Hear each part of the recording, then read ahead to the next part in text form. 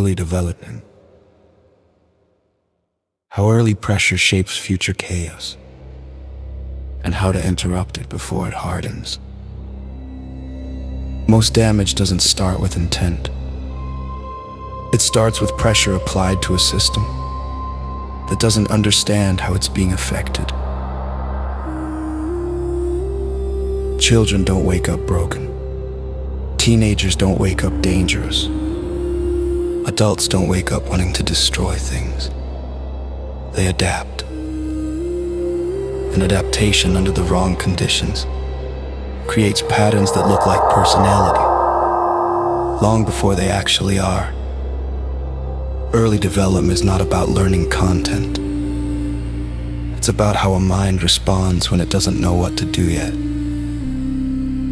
Confusion, uncertainty, loss of control, contradiction, social pressure. Those moments are not neutral. They are formative. FTM treats early development as a trajectory phase, not a diagnosis phase. It does not ask, what is wrong with this person? It asks, what happens to this pathway under pressure?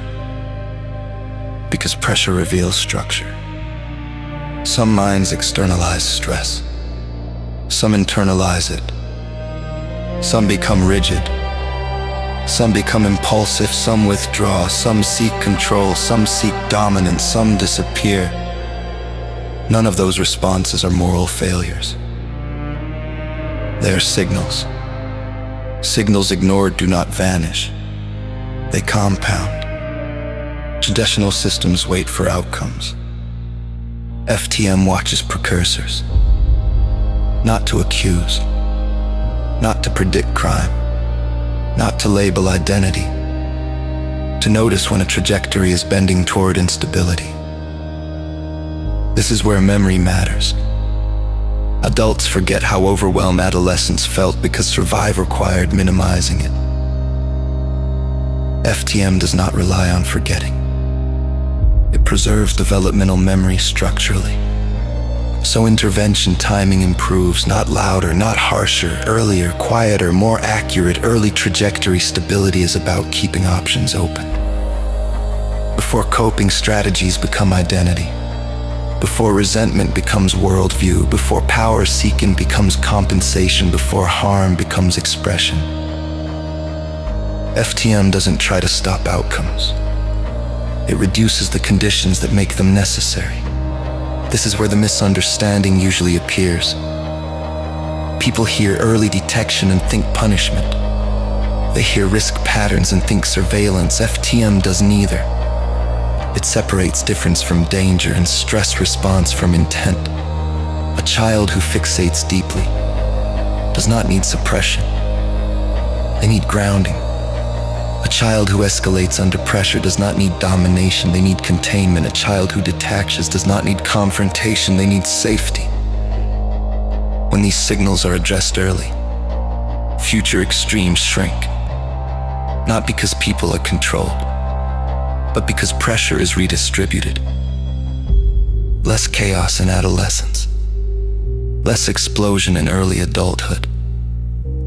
Less harm carried into positions of influence later. This matters for society, because unaddressed instability doesn't disappear.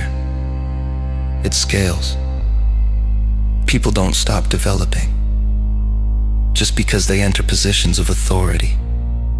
Misalignment that survives childhood doesn't vanish with power. It amplifies. FTM does not claim to eliminate bad actors. It reduces how often systems manufacture them. It limits how often harm becomes the only available outlet. It replaces blind escalation with early stabilization. This module does not exist alone. It relies on learning pathways, but does not contaminate them. Learning pathways optimize growth. Trajectory stability prevents collapse. Same system. Different safeguards, different thresholds. FTM is not a morality engine. It is a pressure management system. When pressure is placed correctly, development continues. When it isn't, chaos looks inevitable until it isn't. This is not about control. It's about timing.